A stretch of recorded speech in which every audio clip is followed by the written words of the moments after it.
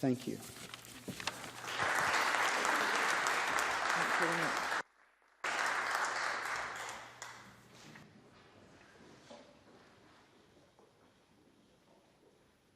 Thank you. We now move to topical questions. Can I say to members, first of all, that for question number 2, if anybody wishes a supplementary, could they send a wee note up to me as quickly as possible so I can allocate as much time between the 2 questions as I can. For topical question number 1, in the name of Alice McInnes, what I intend to do, because there are so many members wish a question, is that I'm going to take Alice McInnes, followed by members from the North East, followed by members from the South, followed by Edinburgh and Fife. So all the questions will be fairly close together. So if everybody understood that probably better than I've been explaining it. Question number 1, Alice McInnes. Thank you very much, Presiding Officer. To ask the Scottish Government what its position is on the closure of fire and police control rooms and service centres. Cabinet Secretary Ken McCaskill. The Police Scotland and SFRS service proposals, which will enhance the service offered to the public, are subject to approval by the respective boards this week. New jobs will be created as the Inverness Control Room is expanded to become the new National Control Centre for Scotland. In Aberdeen, Police Scotland will strengthen the offshore resource to establish a multi-agency facility, while the Scottish Fire and Rescue Service has established a fire investigation unit and will invest in the Portlethen Training and Development Centre. It is right for the services to consider this issue at this time. Our budgets are being squeezed by the Westminster Government, and it is crucial they ensure resources are used in the most effective and efficient way. Scotland is safer now than it was, and these proposals will help sustain the hard-fought gains we have delivered since 2007. We have a policy of no compulsory redundancies, so any staff affected by this will be offered alternative posts or retrained to help them find suitable employment. Alice McInnes. 5 out of 8 fire control rooms are to close, 6 out of 10 police control rooms and service centres are to shut. Hundreds of staff are shell-shocked, and I fear many will have no option but to accept so-called voluntary redundancy, because many of them can't afford to move up to 200 miles, uproot their families, leave their homes and their lives behind. And they tell me that to all intents and purposes, despite the Minister's protestations, their discharge will be compulsory. Yesterday, the Cabinet Secretary visited police facilities in Dumfries, and he said that he regretted the job losses. Will he now travel to Aberdeen, to Glasgow, to Dumfries, to Glenrothes, to Inverness and to Stirling? Will he personally apologise to the hundreds of staff whose job losses his policy, his centralisation agenda has caused? Cabinet Secretary. Well, I think everybody accepts it's with a heavy heart that these come around, whether it's from the board or indeed the chief. These are matters that do affect people's livelihoods. It is, though, the reason that this government has always had a commitment, and why we expect those boards and agencies who operate with us to maintain that commitment of no compulsory redundancies. That stands in stark contrast to the action of the UK government, the party of which is also, as I say, is the party of which Ms McInnes also represents. So yes, I do have a heavy heart. I will be meeting with other representatives as I meet with Unison, a matter that I think only occurred once I did come into situ.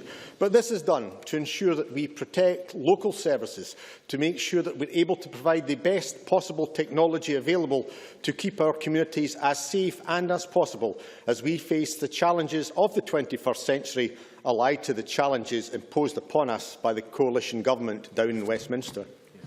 Ms McInnes. Thank you very much. The Cabinet Secretary wants to dodge his responsibility, of course, but he set up the single force, he handpicked the members of the authority, and he took the democracy out, and he took away any avenue of appeal against this decision. Community planning partners, like local authorities, were once integral to decision-making, and they've told me they were left in the dark, left to find out about the closures on the news.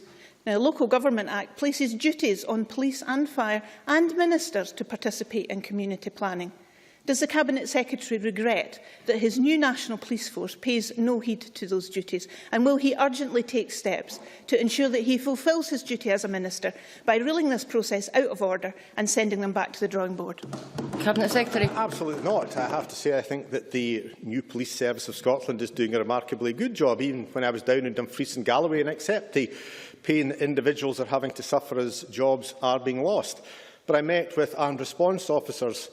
Prior to Police Service of Scotland, Dumfries and Galloway did not have mobile ARVs. They now have 2. There was an armed robbery in Dumfries on the Sunday night that they attended. They pointed out to me that today, due to somebody being missing, the helicopter that was only part of the Police Service of Scotland was coming in to search.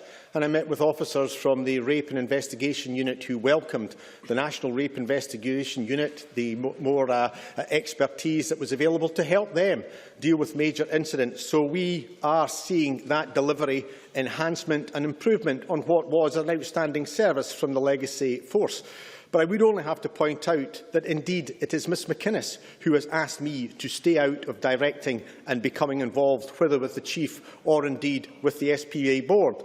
In the Press Association of the 1st of December 2012, she said, "We urgently need a resolution that protects the independence of the Chief Constable and Scotland's police." Her colleague Willie Rennie, sitting next to her, has said people want police and fire services to be laser-focused on local needs, not subject to political control from ministerial offices. What we are seeing is the delivery on the ground of an outstanding police service, and what we are adhering to is making sure that the police are not politicised and they are not subject to direction, whether of me or any other Justice Secretary. I've got 4 members from the North East, so I intend to call Kevin Stewart, followed by Mark MacDonald, followed by Nanette Milne, then Christian Allard. Kevin Stewart. Thank you, Presiding Officer. The Aberdeen Fire and Police Control Room staff in my constituency have provided a quality service for many years, and I'm dismayed at the Fire Board and Police Authority's proposals to close these facilities, and I've let them know my opinion. Can I ask the Cabinet Secretary if he knows if the Fire Board and Police Authority have considered pooling their resources to share control rooms, and if not, should they consider doing so? I would, of course, propose Aberdeen as an ideal location for hosting a joint control room. Cabinet Secretary. Well, I think the member makes many valid points. First of all, I too have visited both Bucksburn and indeed Queen Street over the years, and I would agree with Mr Stewart. The service that the staff have given is outstanding. Equally, as I say, what I think the point he makes about pooling and sharing is a matter that has been raised with the boards. It's a matter that certainly Vic Emery from the Scottish Police Association chair is, I think, seeking to pursue. It's a matter that we think as government has a lot of merit, and therefore we are certainly encouraging the boards and the service, and indeed it's not simply, as I say, police and fire. There are other blue light services where I think some greater working together has to be built upon. We do see some elements of good practice already, but I think the point made by Mr Stewart is one that we would concur with, and I certainly know it's a point raised by Vic Emery, and it's one that he will be pursuing over forthcoming months and years. Mark MacDonald, followed by Nanette Milne. Thank you, Presiding Officer. As the Cabinet Secretary will be aware, the Bucksburn Service Centre is located in my constituency, and a number of my constituents are employed both at that facility and also the Aberdeen control rooms. As Kevin Stewart has mentioned, these facilities have a reputation for excellence and are very highly regarded. Would the Cabinet Secretary agree that quality of service provided must be an important factor in any decision that the boards take? Cabinet Secretary. Absolutely, I would fully concur with that. I would echo the points that I said earlier to Kevin Stewart. I think the service given has been exemplary. The work is outstanding, as indeed is all of the legacy forces, and that has to be a criteria that the board must take into account. Nanette Milne, followed by Christian Allard. Thank you. I'm not sure if the Cabinet Secretary is aware just how much anger there is in the North East about the decisions that were made on Friday, without, according to many people, proper consultation, and increasingly questions are being asked as to whether the important decisions have been taken based on facts and what is actually needed on the ground. I don't think it's acceptable for government ministers to hide behind operational matters in this. Will the Cabinet Secretary have this decision stalled and instruct Police Scotland and the Fire Service to carry out a credible consultation on the proposals? Cabinet Secretary. If the member is asking me to give a direction to the board and to the chief, and indeed the same to the fire chief and the board, then the answer is no. I take on board the points I already said to Ms McInnes. We accept the desire of this chamber enshrined in the legislation we brought in that would ensure that there would be no political interference by the current or indeed any future Justice Secretary in what are important operational matters. So that is a situation for them. I do think it a bit rich, while I do accept the pain and indeed the understandable anger that some people will have. But when we contrast this with the situation south of the border, where the Fire and Rescue Service are on strike, where the relationship between the Tory government and the police is frankly one that none of us would ever have imagined would get to such an appalling situation, then I don't think this government needs any lectures from the Conservative Party. Christian Allard. Will the Cabinet Secretary agree with me that relocating some services from Aberdeen to Dundee is opposite to centralisation for the people Nanette Milne, Alison McInnes and I represent across the North East? Cabinet Secretary. Well, I'm happy to discuss matters with the member and indeed with Alison McInnes. As I say, I will be visiting Aberdeen very shortly and indeed Inverness. As I say, I recognise the outstanding work that has been ongoing. There's going to have to be work carried out by the Scottish Police Authority and indeed the Board of the Scottish Fire and Rescue Service to try and decide not just the new landscape with regard to command and control centres, but with regard to other aspects of the national services to ensure that there is a fair dispersal around the country.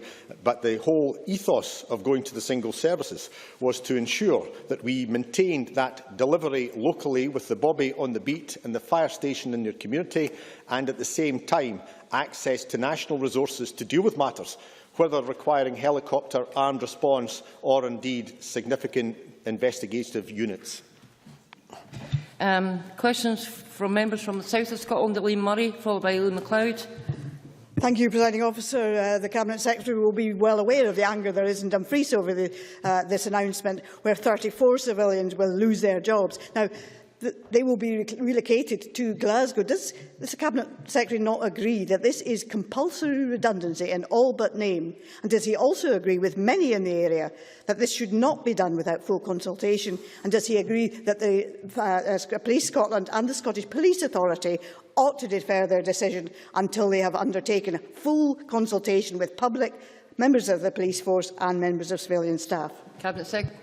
Well, I did discuss this matter with the local commander, Kate Thompson, yesterday. There will, of course, be the opportunity to relocate to other control rooms that are remaining, and Glasgow would be probably the closest, or Motherwell. Equally, it's not simply a transfer to other control rooms. Retraining will be offered so that those who are finding their jobs going will have the opportunity to consider other aspects of the police service and the police family, because it's not simply those who operate in uniform or indeed in civilian clothes with a warrant card. There are other matters locally, whether in Dumfries or Stranraer, and retraining will be offered. And indeed, I think to the eternal credit of the Scottish Fire and Rescue Service, they have already, prior to actually the advertisements going locally for the next batch of recruitment for firefighters, they have been prioritising the opportunity for those who are seeing their jobs going to be given the opportunity to become firefighters.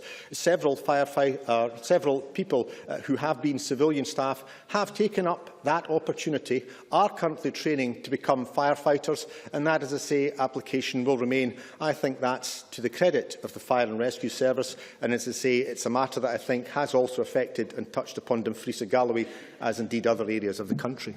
Aileen MacLeod, followed by Alex Ferguson. Thank you, Presiding Officer. Given the concerns being expressed by my constituents across Dumfries and Galloway, particularly around the shortness of time in which the proposal will be considered by the SPA Board this Thursday, does the Cabinet Secretary consider that 6 days' notice of a change which has significant consequences for Dumfries and Galloway is a sufficient level of engagement or in the spirit of partnership working? Cabinet Secretary. Well, I obviously heard both from the Deputy Leader and indeed the SNP group as well as the Council Leader, and I know their position on this. Equally, I was grateful that Detective Chief Constable Rose Fitzpatrick did go down and engage. There will be ongoing discussions between the trade union and indeed staff representatives with the board. So, as I say, that's a matter I think the member would require to raise with the police. What I can say is that these matters have been subject to review some time. My ongoing discussions with Unison, these matters have been discussed. Indeed, it would be fair to say that we currently have something in the region of 200 to 300 members of civilian support staff in the police who have made an application for voluntary redundancy and who we have currently been unable to release until such time as decisions such as this are taken. Alex Ferguson, followed by Joe McAlpine. Thank you, Presiding Officer. I understand that staff affected by this abysmal proposal, members of the public, unions and politicians have the right to submit a counter-proposal in which they can argue the case for an alternative outcome. Could the Cabinet Secretary tell me how that can possibly be done within the 2-week window of opportunity that exists to do so? Cabinet Secretary. Well, that's a matter that you can raise with the board, and the board, and indeed their representatives, will be discussing directly with the union and representatives. And as I said to Aileen MacLeod, this has been an ongoing matter of discussion between myself and indeed Unison as the major union representatives. I do meet also with Unite as well as the Federation, but these discussions have been ongoing between unions and staff for some considerable time. But if the member has counter-proposals to make, then clearly matters have been open for some time with regard to the Fire and Rescue Service, and it would be a matter for speaking to Mr Emery and indeed the Scottish Police Authority. Jo McAlpine. Thank you, Presiding Officer. Could the Cabinet Secretary explain in more detail the consultation process and what plans there are for local policing in the area going forward? Well, the plans for the local policing going forward are to build on the outstanding legacy service that was Dumfries and Galloway.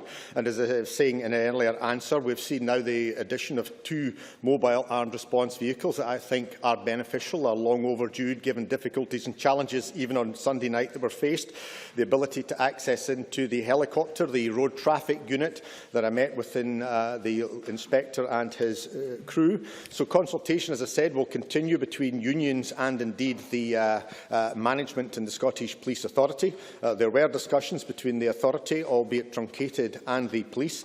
But as I say, I believe that what we will see is that we will maintain what I think the people of Dumfries and Galloway want, which is the visible police presence in their community. The bobbies that are being hemorrhaged south of the border, we are maintaining them here north of the border, and at the same time, as a result of going to the single service, getting access to the specialist resources which in the 21st century are necessary in every part of Scotland, because no area in Scotland can work on the basis that it will not require to address gun crime, will not require to access the helicopter, will not require to deal with specialist rape, sexual offence and other investigations, and all of these specialist resources are available. Local areas are getting the best of both worlds. Local police maintained and indeed access to specialist resources when it's required. Members will note we've arrived at 20 minutes past 2. I intend to continue the session of topical questions until such time as we have all the questions on question number 1, and then I intend to go on to question number 2. I now call Rod Campbell. Rod Campbell will be followed by Jim Eadie. Cabinet Secretary, is there anything in addition you can add as to the nature of the consultation process that will now take place in relation to these proposals? Cabinet Secretary. Well, that will be a matter for the boards of both authorities and indeed the Chief Fire Officer and the police to discuss with the unions. I think, given the nature of these matters, it is important that the unions and the staff representatives should be the primary people to articulate and to engage, and I will certainly do all I can to encourage that, which is what I've been doing over the past months and years, to ensure that the relationship in the main between Unison and the Scottish Police Authority, and indeed between the Fire Brigade Union and the Fire and Rescue Service Board, continues to discuss to provide for those who either require retraining, who require, as I say, or wish to take the benefit of voluntary redundancy, and to deal with the position of their representatives. Jim Eadie. Thank you, Presiding Officer. Is the Cabinet Secretary aware that the proposed closure of Toll-Cross Fire Control Room in Edinburgh, where significant expertise has been built up over many years, has caused real concern to the public and to my constituents who work there? They feared that public safety in the capital, as well as Scotland's resilience to emergency, would be hindered and undermined. Does he therefore recognise the huge relief that will be felt across the city by MSPs and the public if the future of Toll-Cross is now to be secured? Cabinet Secretary. Well, absolutely. I'm very grateful for the service provided here and indeed elsewhere in Scotland, whether by full-time firefighters or by retained firefighters. I engage with my own fire service, whether in the local stations in my own constituency, in New Craig Hall and indeed down in Marionville. And as I say, I have no doubt this will come as a relief there. Clearly that's tinged with the sadness it's felt elsewhere. But this is about providing the best service for all of Scotland, wherever people are. We now have another couple of members who wish to ask questions. Can I ask you to be very brief? Margaret Mitchell, followed by Graham Pearson. Thank you, Presiding Officer. Can I ask the Cabinet Secretary what consideration, if any, was given to keeping the current system and using the new IT system more effectively in existing control rooms? Well, it's just not possible. There isn't one single IT system. There's a multiplicity of systems across the board. The reason that we're requiring to move is that the technology in some instances is very aged. In other instances, it's simply unable to locate and speak to other areas. So this is about ensuring that addressing, as a Justice Committee member, Ms Mitchell knows, one of the major, if not the major priority for the Chief is to make sure that the police computer systems are brought up to date for the 21st century. That means in the control rooms as well as for operational police elsewhere. Graham Pearson. Thank you, Presiding Officer. The Cabinet Secretary indicated the example in the fire service of support staff being retrained in that regard. Is he not struck by the fact that so many staff have been kept in the dark right to the last minute and been offered no counselling in terms of alternative retraining, and the controversy that's been created is of such passion that it's time that he spoke to Mr Emery and asked for some consideration of staff needs? Cabinet Secretary. Well, I meet with Mr Emery regularly, and I met with him a matter of days, if not just a week or so ago. I think, to be fair to Mr Emery, his desire has been that he has had between 200 and 300 individuals who have made an application to consider voluntary redundancy, who he has been unable to allow to go. So I think, to be fair to Mr Emery, discussions have been ongoing and will continue to be ongoing, and that's a commitment I can make on his behalf. We now move to question number 2. Question number 2, Claire Baker.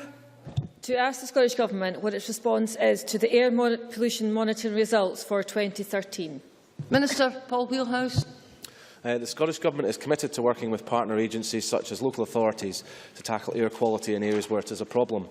While we have seen nationally a 65% decrease in nitrogen oxides against an EU target of 41%, a 78% decrease in sulphur dioxide against a target of 63%, and a 58% decrease in particulates against a target of 30% between 1990 and 2011, we recognise that more can be done.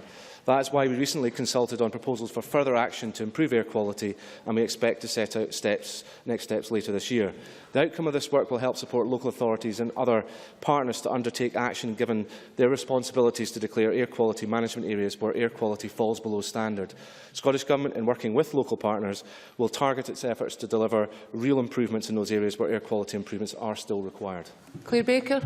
It is estimated that nearly 1,600 people die prematurely each year in Scotland as a direct result of exposure to poor air quality, with air pollution contributing to heart attacks and lung disease. It is clear that this is a serious issue, but it is one where local authorities have the lead responsibility, but not necessarily the levers to make sure that it can deliver. We do need to see greater leadership from the Scottish Government. We need to have a firm commitment from the Government on when communities can be confident that the air they breathe will not be harmful to their health.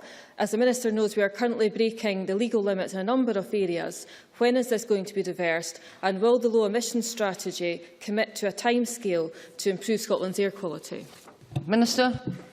There's a number of questions there. I mean, I think the first thing to say to Claire Baker and other members is we certainly recognise the severity of the risk to people of having poor air quality for the reasons that Claire Baker set out. The Scottish Government is at an early stage in terms of developing the low emissions strategy, but we give member assurance that is one that's been taken forward. We have obviously had recently a consultation on local air quality management, and we have had the responses back in. About 160 responses were received, and are in the process of looking through those and developing our own proposals to deal with issues that have been raised. In terms of the kind of support, I certainly recognise local authorities, while they are the lead bodies in this respect, and other local agencies. Scottish Government is playing a strong partnership role here through a number of areas, particularly the likes of transport emissions through the STEP, the Scottish Transport Emissions Partnership, where we are working with local partners to try and address some of the pinch points. In terms of the timing, I'm sure the member probably already knows, Glasgow is the one location where we expect, or there still will be a problem beyond 2015 because of the missing link on the M8. That is something that we have programmed an expenditure to address, and that should be dealt with by about 2017-18 on current projections. But Scotland is in a comparatively strong position compared to the rest of the UK in terms of our achievement of air quality standards, and it's something that is a high priority for the Scottish Government. Claire Baker. In his first reply, the Minister mentioned that emissions have fallen since 1990, but that's largely attributed to the closure of steel plants, not a reduction of poor air quality in urban areas. And since 2010, transport emissions attributed 24% of Scotland's total emissions. In 2011, that has now gone up to over 25%. So overall, transport emissions have increased since 1990. There's also worrying research that deprived areas have the highest levels of poor air pollution. Does the Minister share my concern that active travel campaign is helpful as far as it goes, but there needs to be a greater emphasis on reducing congestion in urban areas and making sure we have the right levers in place to make this happen? And does he think that should include a clear commitment to addressing air quality in the final NPF3 and Scottish planning policy? Minister. Well, I certainly would say to Claire Baker, I think, as I've already made clear, the Government has a clear commitment to reducing the problems of poor air quality in areas like Glasgow and other urban areas, and indeed some isolated locations in rural Scotland. In terms of transport emissions, we do have a challenge in that, despite improvements in fuel quality and despite improvements in energy efficiency of the engines, because of growth in actual car use, we still have a position where the transport-related emissions are not impacted on to the degree we would like. So we do have regulation of vehicles, obviously, in Europe and indeed at UK level and not in Scotland. But we are working hard to ensure that through STEP and other initiatives that we tackle transport. And the Transport Minister is working very hard with a number of bodies to try and tackle active travel. I've indeed taken part in a number of joint meetings with Keith Brown and Stop Climate Chaos and Transform Scotland to try and address some of the needs in relation to active travel. So I assure the member that this remains a very high priority for us, for the reasons she quite rightly set out in terms of the health and well-being of the people of Scotland, which is a key priority for this government. And I assure her that we are taking active steps to try and address what is a lingering problem, but hopefully one which will be addressed by about 2015 in the vast majority of Scotland, and one remaining site on the M8 which would be addressed by 2017-18. Annabel Ewing. Thank you, Presiding Officer. And as an MSP from Scotland and Fife, I am, of course, concerned to note the inclusion of Crieff High Street in this monitoring analysis report. Can the Minister advise what steps can be taken initially and as a matter of urgency to seek to tackle the problem? And can the Minister also undertake to seek discussions with Perth and Kinross Council to see what joint working can be undertaken to move matters forward as quickly as possible?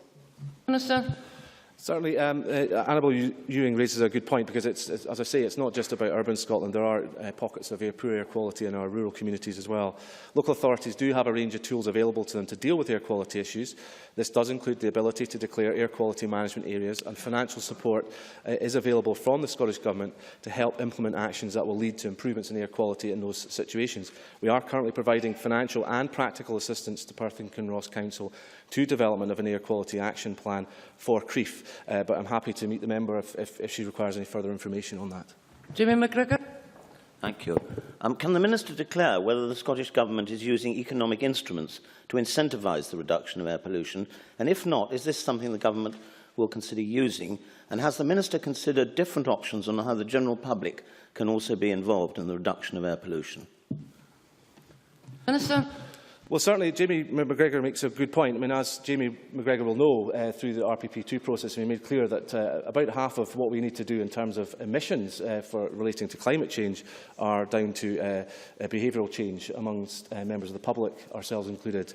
And clearly that has a knock-on impact in terms of air quality as well. A number of local authorities are taking active steps to increase the amount of tree planting in the areas, Edinburgh being a good example of that, but also Glasgow and Fife, our councils are aware of that, are doing something similar. There are a number of measures we can take, either as individuals, communities and indeed local authorities, to tackle poor air quality. But in terms of some of the fiscal levers there might be to try and influence the use of private vehicles, that is clearly a matter that's currently reserved to UK Government, or indeed there are European targets in terms of regulation of vehicles. So it's not entirely within our gift to tackle these issues, but I can assure the member that we are doing everything we can within our powers to try and change behaviours and make sure that we do reduce the problem of air pollution in our urban areas.